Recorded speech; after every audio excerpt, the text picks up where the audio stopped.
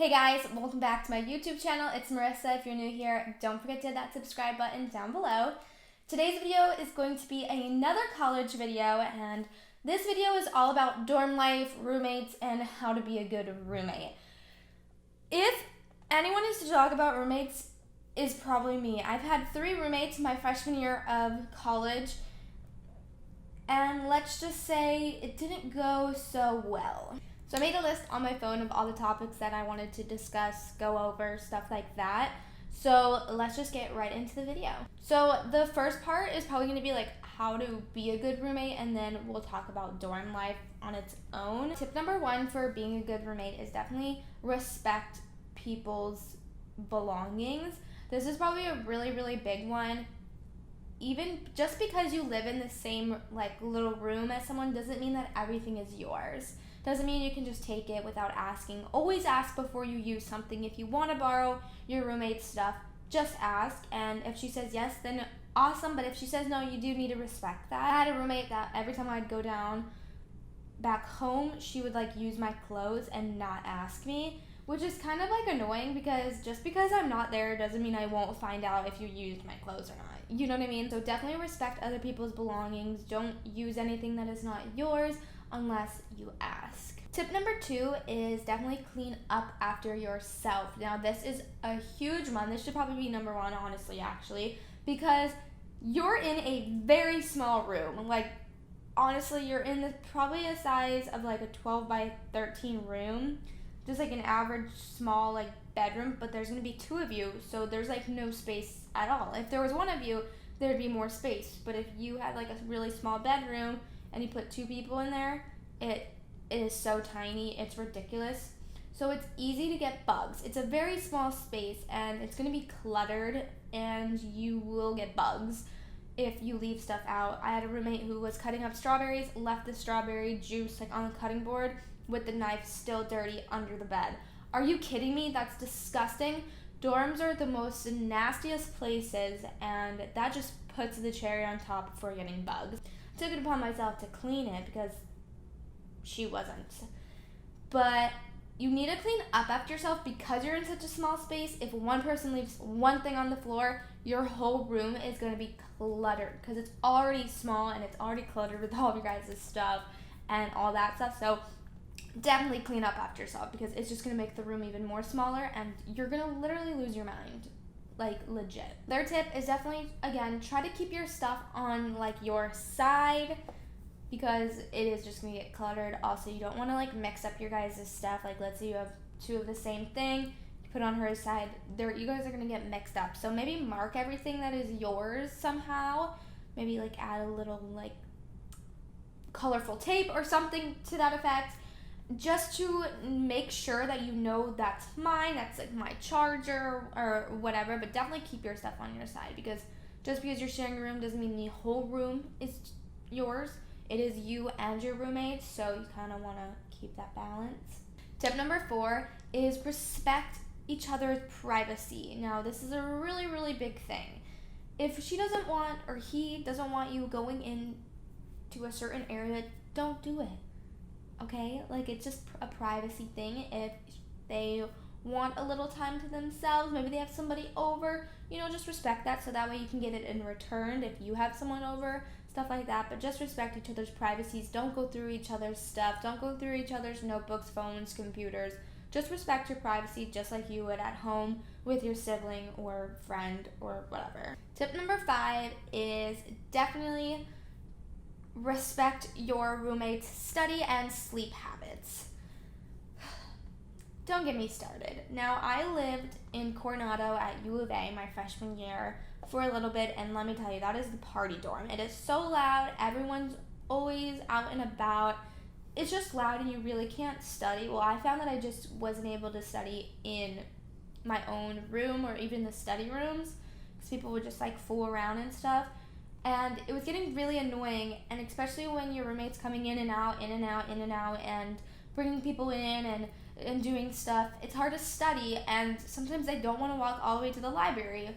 Let's be real, I don't like studying at the library. I get distracted. So it's nice to study in your room. So maybe you guys can set up a little bit of ground rules for when you're studying. Maybe, hey, can you just go out somewhere, maybe to the student union and hang out for like an hour while I study real quick, something to that effect, just for like common courtesy, because you want them to do it for you as well. So maybe set up a little bit of rules for sleeping. Be respectful. I had a roommate that blew dry her hair at 6 a.m. in the room. I wasn't very nice that morning, okay? I was not nice. Like, go do that in the bathroom. And so when you guys are sleeping and one of you guys wakes up early for class, just be respectful. Maybe just turn on a little lamp light instead of the entire light. Because again, like, would you want them doing that to you? Probably not. So maybe put on like a little desk lamp if you have one, a little light, and do that to get ready in the morning and to see, obviously, but also go do your hair in the bathroom if it is going to be loud. Another tip for being a good roommate is maybe setting up some ground rules like I was talking about, but this time for like curfew. I know that sounds really weird, like we don't have curfews. I mean, like, if you're partying on a Thursday night and your roommate has class early Friday morning and she's already in bed by 2 a.m. and you come home at 3 and you're super loud, that is not going to sit well with your roommate. You guys are not going to get along. So maybe set some rules for if you do go out and you're drunk or you're having a good time, whatever, and you come home at 3 a.m., just try to be quiet. Just like try to be quiet. Try not to bring anybody into the room. Just be super quiet and respectful, because again, you want them to do that for you. And again, like, I've had roommates who obviously partied more than I did. That's just gonna happen. I'm not a big partier. I'm obviously not a big partier, so I was always in bed probably by 11 o'clock. Like, even on the weekends. Like, I just wasn't a big partier. I didn't want to do it. So I've had roommates, obviously, who went out and partied and came home, and they actually were pretty quiet most of the time, but except for if they were throwing up or whatever, of course, which was really nice that they were quiet. So they were really respectful coming home late at night. So I had a friend whose roommate was not respectful at all when coming home after partying. So keep that in mind. That will literally ruin your guys' bond, is if you ruin her sleep, his or her sleep. Another tip, I don't even know what number we're on, probably 6, 7, is, I lost count, is definitely communicate with your roommate. Again, I've had 3 roommates, so I'm kind of good at communicating my feelings when something is bothering me. If something is bothering you, talk to your roommate first. If you don't see any results or resolving and nothing is changing, then go talk to your RA and see what they can do for you. Because honestly, having a good communication with your roommate is really going to set grounds for the vibe that's going to go on between you guys and all that stuff. And maybe eventually having a friendship. Without communication, nothing is going to change. So if you see that nothing is changing after you've talked to her or him and told them how you feel, what is bothering you, maybe this is how we can fix it, then go to your RA.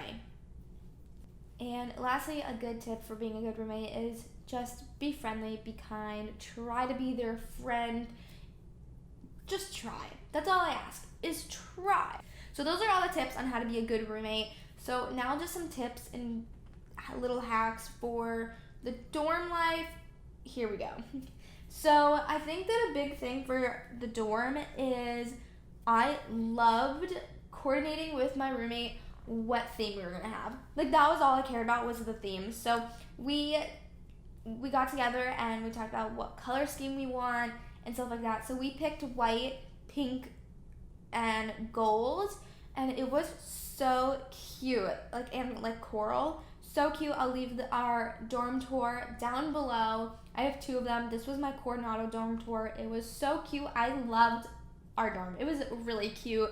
We had really cute decorations, and the color scheme was good. We had, like, she had a gray comforter and I had white, and then we had like coordinating pillows. It was so cute, and I really liked our dorm, like our theme and stuff. But then I moved to a different dorm in the middle of the year, so me and my roommate obviously didn't have the same color stuff. Definitely, if you're into that, especially you girls, definitely coordinate with your roommate, like what type of like theme you want to have, because it really makes or breaks your dorm, because the dorm's ugly.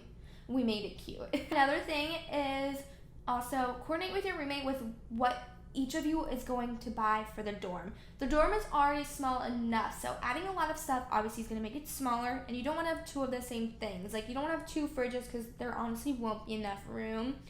You don't want two microwaves, so we got together again, like over text or whatever, and we decided, okay, I'm going to buy the fridge, microwave, and the vacuum, or whatever. You're going to buy the Keurig, some rugs, whatever else you guys need for the dorm, and do it that way. That way you don't have doubles, and that way you guys can split the cost of, of everything.